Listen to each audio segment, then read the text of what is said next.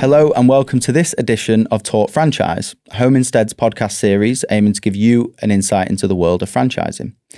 Today's episode is all about multi-unit ownership, and we've got a great guest on, Suhail Rehman, who is a multi-unit operator in Scotland. Currently operating across 9 territories from the top to the bottom of Scotland, he's a great person to dive into multi-unit ownership, what to expect, and what the journey might look like when you join a franchise brand. Hope you enjoy. Welcome, Suhail. Thank you for joining us today. Today we're speaking about multi-unit specifically, but I think we can't talk about multi-unit without first hearing your entire journey. How did it all start? What brought you to Home Instead?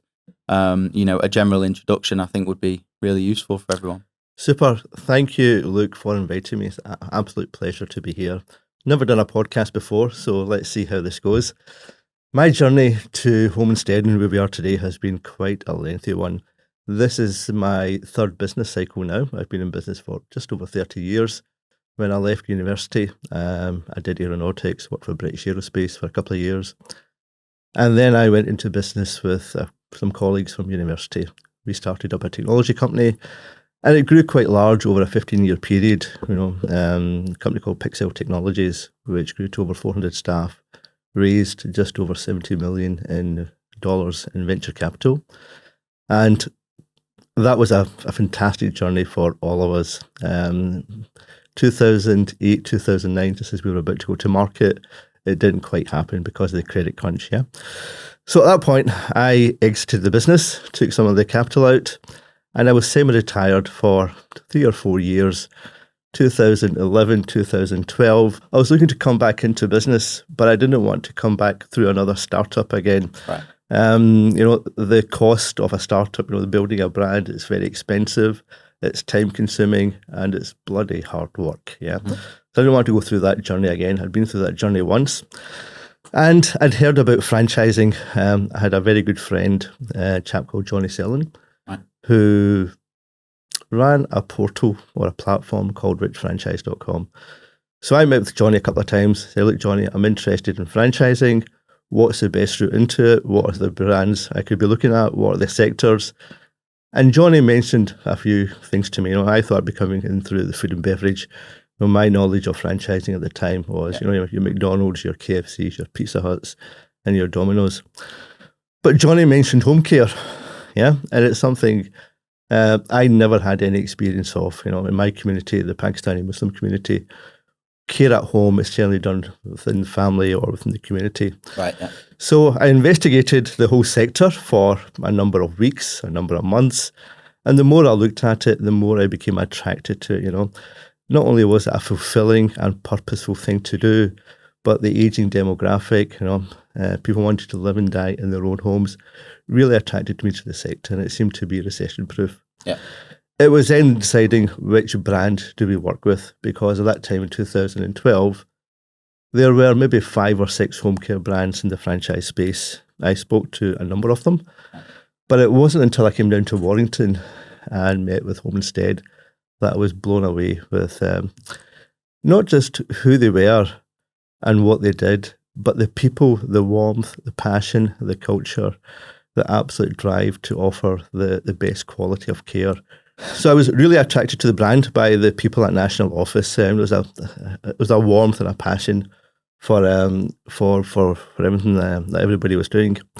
But home care in Scotland is different to home care in England. Yeah. No, I'm from Glasgow.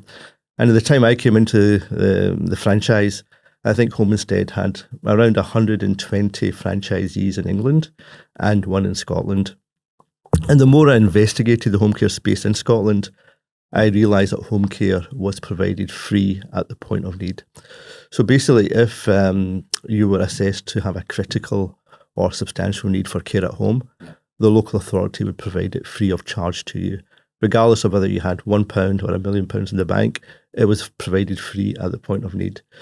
So the So the model for private home care, I wasn't convinced it existed in Scotland. Right. Okay. Also, given the fact there was only one franchisee in Scotland at the time. However, I loved the brand. I loved the purpose, of what Homestead stood for. And so eventually you just have I'm just going to do this. You take the risk, sign on the dotted line. And we started up in the Glasgow North territory, Bearsden, Mulgai area, very close to where I live. And I won't lie to you, Luke, it was a very slow start. It was a very slow start. Homestead at the time was very much a companionship, still very much is a companionship-led care, relationship-led care business. Yeah. And people used to say to me, you're going to charge X pounds per hour to give somebody companionship. In Glasgow, there's no loneliness. If you want to have a chat with somebody, you go down to your local bus stop and people will speak to you for free.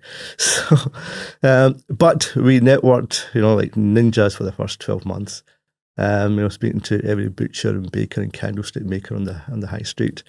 And at the 12-month mark, I remember, my revenues were in the low 4 figures a month. We were just barely surviving.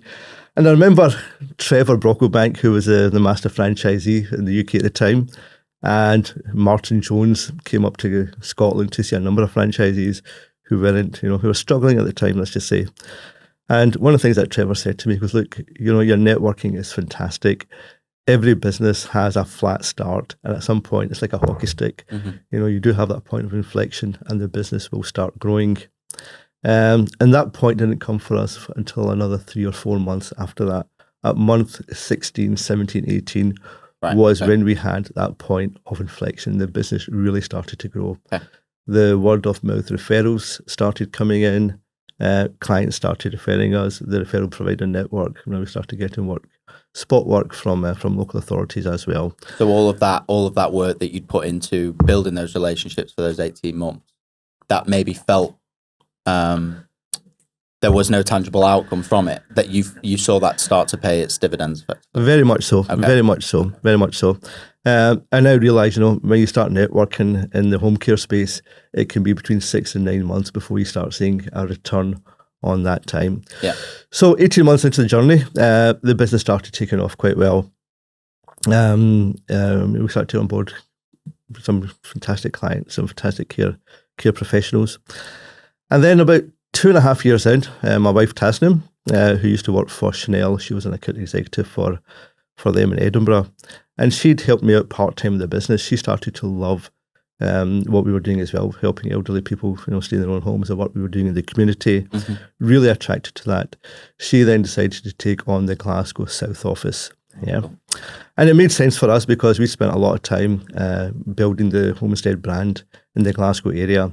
And we just wanted to leverage that by taking on the next territory.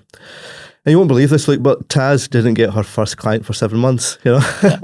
She also had a moment where, what have I done, Yeah. But after 7 months, her business had fantastic growth, I think by month 12, she had one of the highest revenue generating offices in the whole network at that 12-month mark. Wow.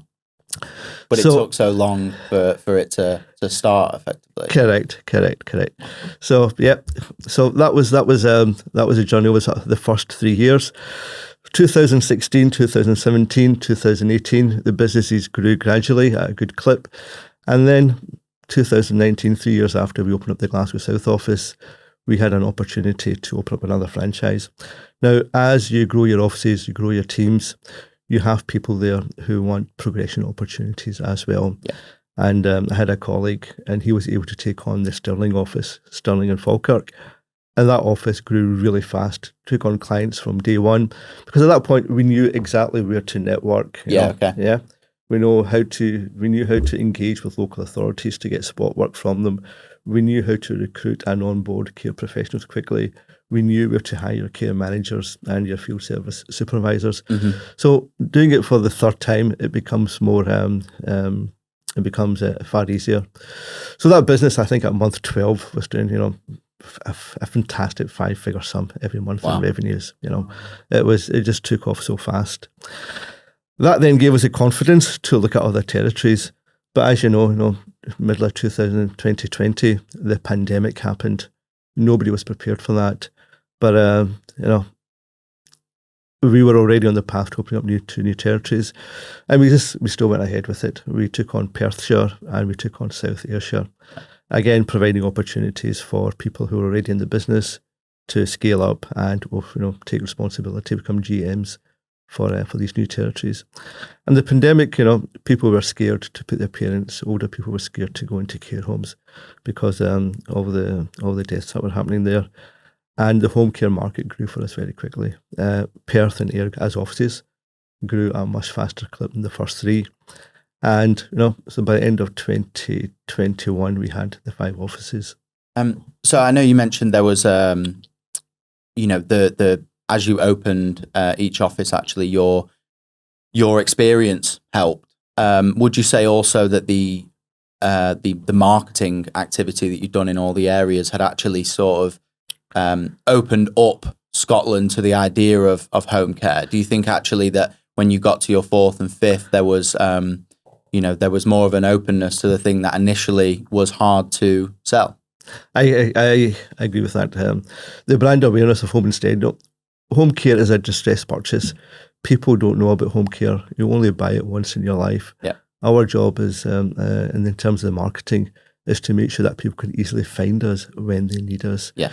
As you open more territories, look, it does get easier to understand how the marketing in this business works. Mm-hmm. As we open up each new territory, we know exactly how much budget we want to allocate to Google pay-per-click. Yeah. We know how the SEO works in Google to make sure we get high rankings or in organic searches. We partner with local magazines and write a column for them called Senior Savvy. Mm-hmm. We're doing that for about 12 magazines at the moment with a combined monthly circulation of over 200,000, Wow. On a monthly basis. We look for the postcodes where our clients will potentially come from. Mm-hmm. We mail shot those postcodes. And obviously, we do the networking. Mm-hmm. But we now know where to network. We know where the low-hanging fruit is, where we're going to get those clients in the first 3, 4, 5, 6 months. Yes. Yeah. So we can normally get engaged and get traction, clients, care professionals quite quickly in a new office. For the 3rd or 4th time you do that, Mm-hmm. it becomes far easier. So we got to our 5th office, and at that time my brother had also relocated from London during the pandemic, so he'd helped me open up the Perthshire office. So it was very much a family concern. Both my wife and my brother were very much involved operationally in the business. So that takes us to the end of 21. Last year, we opened up, 2 years ago, we opened up the North Lanarkshire office. And last year, we opened up in Aberdeen, our furthest away office. Mm-hmm. And we also bought our first resale last year in East Lothian. This was an office which had been operational for 10 years. And when we took it on board and added it to our portfolio. So at the moment we're operating 8 offices, just over 450 care professionals, almost 60 key players, office staff, and servicing just over 500 clients. Wow. So it's been an amazing journey. And just to give you a feel for the size of the territory, look, from South Ayrshire, which is our southernmost office, Mm-hmm. to Aberdeen, which is our northernmost office, it's almost 200 miles. Wow. And a lot of people don't really understand the geography of Scotland, but in English terms, that's from North London to South Manchester. It's quite a distance to cover. Yeah. That's across the country. Very much so. Wow. And so was that very geographical distance, was that a worry and a challenge? How did you sort of overcome that? We now have a structure in place. It's quite a solid management executive structure. Mm-hmm. We have a group managing director who oversees all the operations, all the day-to-day operations of the business. We have a head of finance, a head of operations to ensure care and quality standards across all 8 offices. Yeah. And we have a head of people who looks after all the recruitment and retention side of things. We have centralised a number of functions. Yeah. Recruitment has been centralised. Administration and finance has been centralised. Our training, learning and development functions have been centralised. So once you have centralised those functions, the major operations of the business, we then have area managers who look after each area. Right, so yeah. north, central and south. So each area is split up into 2 or 3 franchises, and we have an area manager or a regional manager who looks after those 2 or 3 franchises. Okay. Almost acts like a sort of GM, day-to-day support for those offices. And I guess once you've established that centralisation, it becomes easier, I suppose, to open up new areas. Does. Maybe easy is not the right word, but there's a simpler route to opening them up, because actually the members of staff that you would require as you open those territories are actually already there. Correct. One thing in business is that scale builds scale. Yeah. As you get bigger, it becomes easier to get even more bigger. There are other restraints, of course, but the biggest restraint in our business is people. Yeah. And once you have good people on board, then you can scale the business a lot quicker.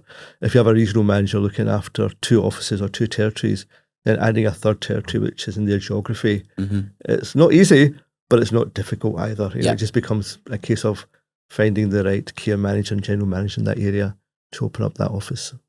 That's really great, and it's quite the journey. I mean, you are looking at another one now, right? We are indeed. We will be opening up another office in the next couple of months in the Scottish Borders area. We've signed the contract on that. So at the moment, we're just looking for a registered manager and a head of business to get that operational. So that'll be 9 territories. Yep. Does that take your southernmost point of your territory even lower? It does actually. I think it's going to be 300 miles in from. It takes us right up to the English border.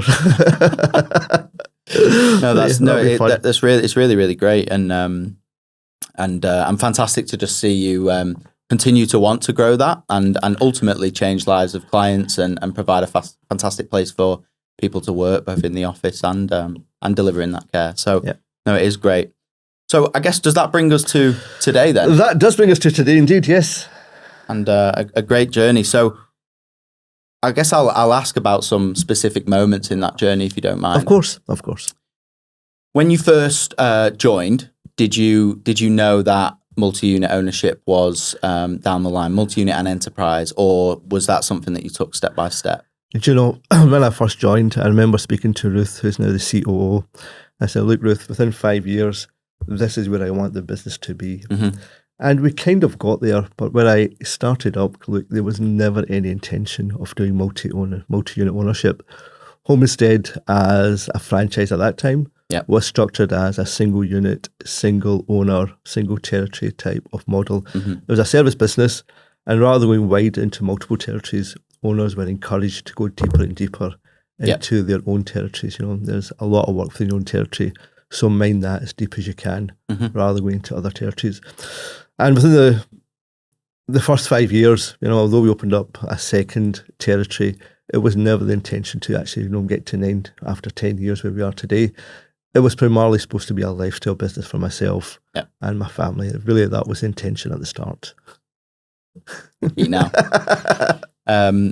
that makes sense. And now, though, further on into that journey, is there a cap? Is there, do you have your sights set on more, or generally, what do you think the strategy is now? It's hard to say. We will always look to acquire other resales as they come onto the market. Yeah. And we will also look to open up new territories as the team grows as well. Now, one of the things I said earlier on is that scale builds scale. Mm-hmm. We are a mission-led, vision-led organisation. My role in the business on a day-to-day basis is more strategic. I have a 5-year vision for the business. The exec team, led by Leslie Ballingal, have a 12-month roadmap for the business, so they know where the business is to be in 12 months' time. But certainly in that 5-year plan, we do have more territories to grow into. Yeah. And I guess the nature of resales is you don't really know when they're going to come up as well. So I suppose there has to be an openness to opportunities as they arise. Correct. One of the things about resales, like saying, you never know when they are going to come up, but scale builds scale. And when a resale opportunity does come up, when you get to the size of operation that you do have, you have quite a good working relationship with the banks. And that's quite key when you want to grow, because if you have that sort of operational experience behind you, you can demonstrate, you can make a territory, get it to a point of profitability within a few months, and you have a stronger balance sheet. Just given the size of revenue that the business has, then it becomes easier to fund acquisitions as well. So you just have to be ready at any point. Yeah. We do always have a pot of cash available to fund potential acquisitions. Yeah. And I guess the same is true of the national office kind of criteria for opening up multi-unit as well, in terms of you've got the structures in place with the banks that actually it makes it easier to borrow for future acquisitions. With national office as well, I guess there's or the franchisor generally, there is a track record of performance and actually something that you can tangibly say, this is how I've done it. Here's where I experienced these challenges and how I overcame that. So yeah, that was an interesting point. So I guess let's just talk generally about multi-unit, because I think there'll be some people listening who understand the term, maybe they've seen the term, but they don't fully get it. So in your words, could you explain the difference operationally for running a single unit versus a multi-unit? And then when you eventually get to sort of enterprise level and you've got 3 or more, could you sort of explain the way you see it as the differences for running each of those businesses? Yeah. As a single unit operator, it's primarily a lifestyle business for a lot of franchise owners. You are operationally involved on the business on a day-to-day basis until the business reaches a certain scale where you can't appoint a general manager and take a little bit of a step backwards, but still you are responsible for all the outcomes that business delivers. As you scale to 2 and 3, you can start putting a management structure in place and take a more strategic outlook on the business. But my understanding of multi-unit, it's not common in service businesses like home care or oven cleaning or car washing. They very much tend to be lifestyle orientated businesses for the people who buy those franchises. Multi-unit is very common in the food and beverage space, the QSR space, quick service retail. So if you look at all your large franchisees in systems like McDonald's, Pizza Hut, Domino's, KFC, I think 90% of those franchisees are multi-unit. And I'll give you an example. I've got a great friend in Scotland who's got 28 Starbucks. He's not even the biggest Starbucks franchisee. I know of somebody in England who's got 270 Domino's. Wow. And so it's, your average Domino's franchisee will have 10 units. Your average Starbucks franchisee will be running between 10 and 20 units. So multi-unit is very common in the food and beverage space. And it's a different type of model. You become the most strategic, the visionary leader, and then a team of operational managers and regional managers who manage at a store level. And once you become multi-unit, your role changes. You're not so much the operations person in the business. You're the person who has the relationship with the franchisor. Yes. Yeah. So that becomes more strategic, actually working with the franchisor on a strategy for franchisees and franchise and franchisees and for the franchisor, but also looking at pilot programs. Within our group, we piloted live-in care, we piloted healthcare at home. So you start working with the franchisor on more strategic projects as well. Yeah, because we as the franchisor can work with one owner or one group of owners and test en masse effectively in a way that's different to a single unit pilot or test. Yeah. And so there may be some people listening thinking, could I do this? And I suppose it's a hard question to answer if you've never done it before, but generally speaking, who would you say that multi-unit franchising is for? I think multi-unit franchising is for those people who have learned to operate one store or one territory. They are having a lot of fun doing it. Yeah. They have an absolute mission-led culture in the business, and they have a strong vision for where they want to be in the future. So to me, it requires really strong leadership skills. You have to be a real mission-led organisation. Our mission within our group is to expand the world's capacity to care on a day-to-day basis. We want to be delivering happiness to everybody that we engage with, and we want to have fun whilst we're doing it. I personally have a great commitment and love for developing people, developing leaders.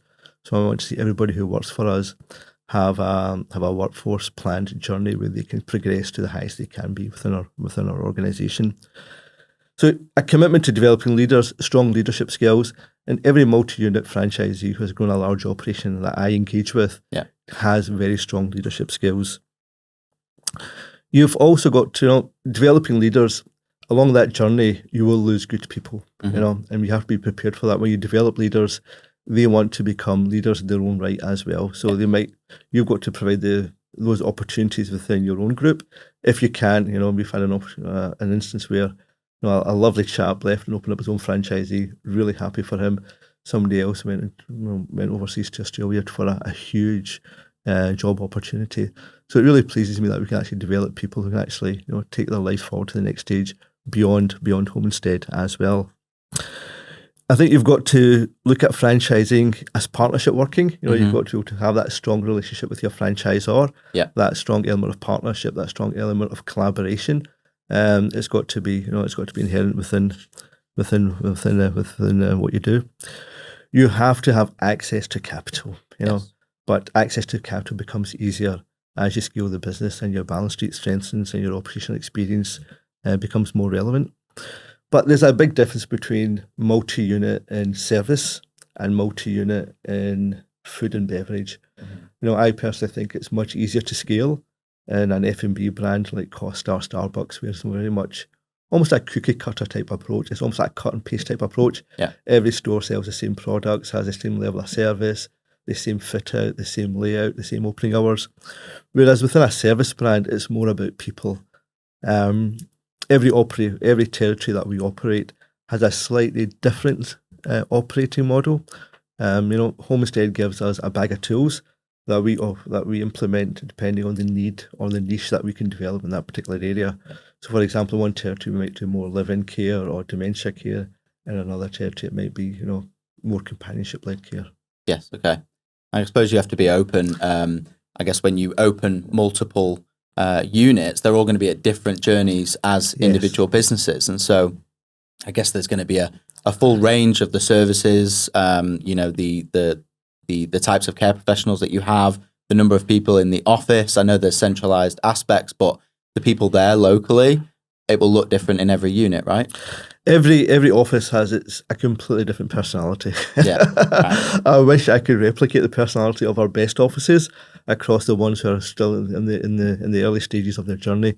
But you're right, every office has a different personality, and we allow that personality and that culture to be driven within that office, by the care managers and the GMs who run those offices. So we don't try and standardize a culture. What we say, look, these are our guidelines. These are what we want to achieve. However you want to achieve that within your office is your accountability. And one of the things about scaling up, is you have to give people the space to make mistakes. Because if you don't do that, they won't take risks. If they don't take risks, they won't grow. So you have to understand, not everything will be 100 or 90% perfect.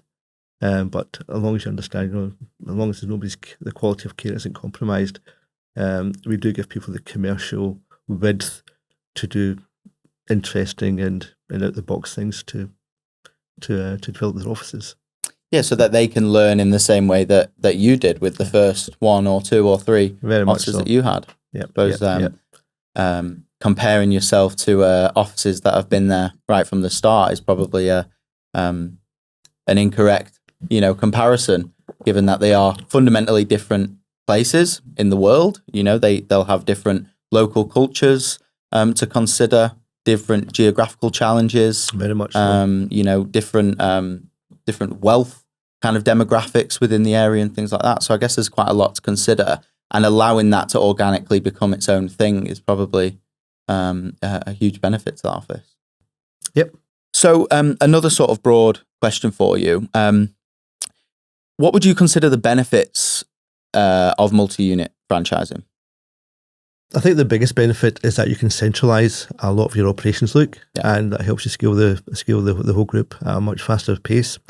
Also, as you scale your business, you create more brand awareness for your own group within the overall brand. That helps you attract and retain good staff. And it also creates progression opportunities for them, for people who want to progress from supervisor to care manager to general manager to regional manager to a head off. You have that whole sort of journey planned for those people who are ambitious. within your organisation. It's not for everyone. Mm-hmm. You do really have to be absolutely all in if you want to scale. But it's more achievable than a lot of people would imagine. It can be done. And Home Instead are now encouraging multi-unit franchising. But there's also plenty of opportunity for those single unit operators who want to remain with one or even maybe two territories. Mm-hmm. Well, those people who want to remain local, go very deep into their own communities, have those local relationships, and have that sort of lifestyle business where they can scale the business up to an extent where, after 4 or 5 years, you're still in the business, but you can get to a point where you can appoint a general manager who does all the daily operational work, whilst you can oversee the progress of the business. Yeah. So would you say it's fair to say that you really have to ask yourself when you're thinking about what kind of franchisee you want to be? You have to ask yourself really, what are your overall ambitions? Maybe sort of dig deep on the skills and the expertise that you have. Is it about deciding which bucket you're in, or do you think that actually you can change and kind of adapt your view as you go through this journey? I think in any business, franchising or not, you have to be agile. Yeah. A lot of people say you're lucky to have achieved what you've achieved, but luck only happens when preparation meets opportunity. If you're always prepared for any opportunity that may arise, whether it's a resale, a new territory that comes up, a great person who comes onto the market who wants to work alongside you, I think if you're always prepared for those things, then when that opportunity arises, you can take it on board very quickly. So if people think they would like to follow in your footsteps and kind of go the multi-unit approach, whichever sort of franchise brand they pick, what suggestions would you make for approaching the franchisor? What should you find out from a franchisor when thinking about purchasing a starter territory? I guess what should you keep in mind as you're thinking about next steps within franchising? Okay, I think the most important thing is to make sure that your franchisor will support and encourage you. Multi-unit has to be on their roadmap. Yeah. If it's not on their roadmap, you're going to be very much on your own. Mm-hmm. So as long as it's built into their vision for the next 5 years, then it's certainly something that we will continue to plan to doing. Build scale. As the bigger you get, the easier it is to become bigger because you have access to a lot more resources and that operational experience as well. I think the most important thing is if you're having fun, keep on doing it. Mm-hmm. If you still have that passion, if you still have that fire to do it, then that's the most important thing. It doesn't feel so much like work then. And I say to people, if I'd known about multi-unit franchising, look, 20 years ago, I would have come into this far sooner. I'd rather pay the royalties and the service fee for a franchise brand rather than trying to build a brand myself. Yeah. The pain, the hard work, the time, the money that takes to build a business, to build a brand in your own, it's extremely costly and it's extremely painful. So coming into multi-unit franchising, for those people who want to scale a business with franchising or within franchising, I certainly think within franchising through a multi-unit route is by far the easiest way to do it for those who have the ambition to scale a large business. Mm-hmm. And as you approach a franchise brand, you should be able to declare that straight away, right? That you are interested in this long term. And I guess when it comes to picking a franchise brand that you want to go with, asking these questions are important. And actually declaring it right from the start could help them to adapt their support around you to kind of foster that. I suppose if it's something that the brand wants to go for, like Home Instead right now are very much moving in a multi-unit direction, we really welcome conversations from people who haven't even yet bought a franchise where they say, I want to buy one right now, but long term, I'd like to own 4 or 5. And that's fantastic because actually it can be laid out on paper and we can start to actually think about potential territories or think about resales that would be local to their first territory that they might be able to purchase in the future. I think that's a very valid point. Home Instead as a brand is now approaching, I think, 20 years in the UK. Yeah. And a lot of those owners who came in early on, maybe looking to retire, resale, or create some sort of exit event.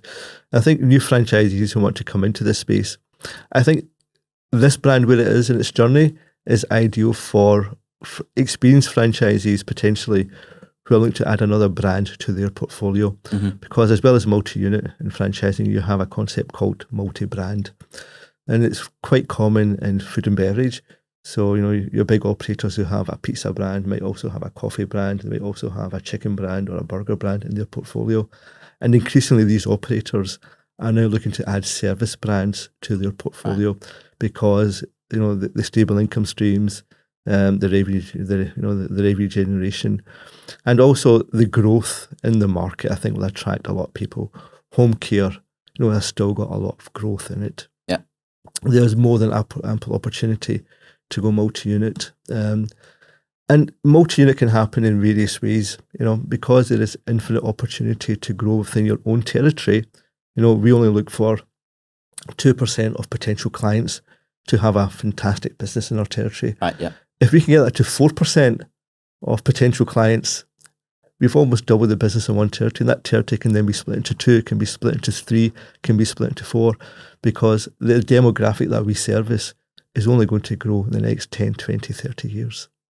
I mean, that's a really interesting point, and not necessarily one relating to multi-unit, but I do think we should build on that a little bit. 2% sounds very, very small. We know it's not. Yeah.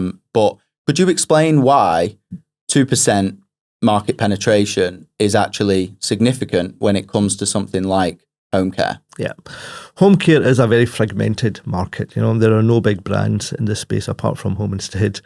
Our average territory size is 25,000 people over the age of 65. Yeah. More of our territories are more than that because, as territories progress through time, more and more people age over 65. Yeah. But even getting 100 clients in one territory is a fantastic business because our average spend per client per month is in 4 figures, So getting 100 clients, can easily drive over revenues of between 100 and 150,000 pounds a month, So, and if you get from 100, from 2% market, that's less than 1% market penetration. Mm-hmm. If you get to 1% of 25,000, I don't think our math is great, it's 250 clients. Yeah. So we have actually less than 0.5% market penetration in our territories. Even get that to 1% would grow us exponentially.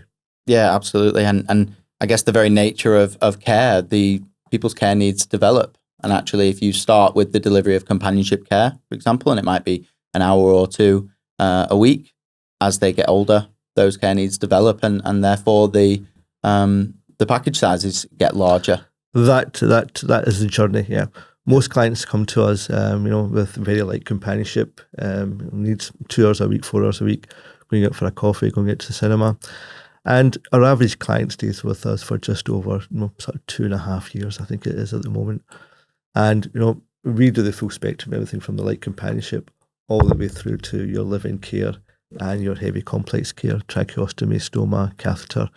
We have one client at the moment where he has 4 full-time carers, advanced M&D needs. Yeah. So throughout this, we've discussed the practicalities of multi-unit ownership, the kind of people that this opportunity is for, how it looks throughout that journey. But I think to end the episode, I'm going to ask you a question that really relates to looking inward. There may be some people that think as you begin to grow and scale a business, you would inevitably lose that local community-led feel, or maybe even the mission and the values that began, right at the start. We know that's not true, but for those listening, could you explain how you navigate the growth and scaling of your business whilst maintaining that mission and values kind of focus? Okay. I think it's both hard and easy at the same time. If you have a real passion, and it's the culture, the values and mission that keeps me engaged at Home Instead. Yeah. If we weren't who we were, I wouldn't be here. And when you grow large, how do we keep it personal at scale? That is a big challenge. But that infectious enthusiasm comes from yourself, Mm-hmm. And your challenge is to develop people who also have that infectious enthusiasm, that real belief and that passion for the business. one of my big jobs at the moment, Luke, is actually make sure that alignment is there throughout the whole organisation. Yeah. But it comes from me. It comes from me. It goes through to our group MDs, to our heads off, right down to our care professionals. Right. Yeah. And one of my jobs at the moment is to make sure that I go around all the offices every few weeks and meet with people, and just not to talk about business or operations or anything, just to have those personal conversations with them. And when they see those values reflected in myself, they will reflect those values, and those values will then be reflected in their care professionals. So our mission is very important. We make sure that everybody understands what our mission is, and you keep it simple. We keep it to 2 words. We want to deliver happiness. It's as simple as that. Mm-hmm. And when you want to deliver happiness, your core values are then defined by that. You want to be flexible. You want to be responsive, because you're dealing with people who are at a very sort of difficult time of their lives. Yeah. Some people only buy care when they need that care. And a lot of times they just want comfort and reassurance, that bedside chat. And that's the biggest service that we provide, giving people that comfort and reassurance. Your parents will be okay with us. This is what we can do with them, Yeah. Or if we can't help you, we will signpost them to other places that can potentially help them. So make sure that those values of being able to help under whatever circumstances that you can is what we drive through the whole organisation. And as you scale larger, it just makes sure that everybody understands and is aligned and has clarity on those core values. So effectively, it just looks different. It doesn't disappear. You don't lose it. It just has to adapt and look different. And actually, the focus on recruitment, focusing on developing the right people, will ensure that mission and values kind of focus remains. Very much so, very much so. I think we have grown purely through our culture, and that culture emanates or starts at national office.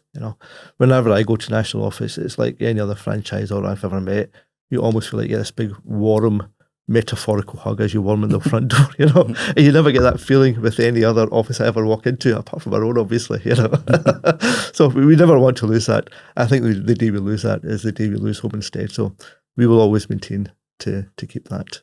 Yeah, and there's probably similar challenges, really, which is, bringing on new franchisees and effectively expanding across the UK. We'll have similar challenges in terms of mission and culture and values that you would. But a simple way that's tackled is just by being really focused on the right people in all areas, from partners and suppliers to the individuals that support you as franchisees at national office, to the very franchisees themselves, then into their office staff and therefore the care professionals as well. If you get it right at every stage and everyone's aligned and on that same mission, well, really it can grow and it can scale and it can continue to expand because those right people are there. Agreed, and that's the challenge. Yeah. It's working so far. We just want to make sure that we can keep it going in that direction. Yeah. Great. Well, look, thank you so much for all the information you've shared today. It's a really, really wonderful journey that you've had, and long may it continue. But look, thank you. Thanks for all the info. It's been my pleasure. Thank you so much. Thank you, Luke.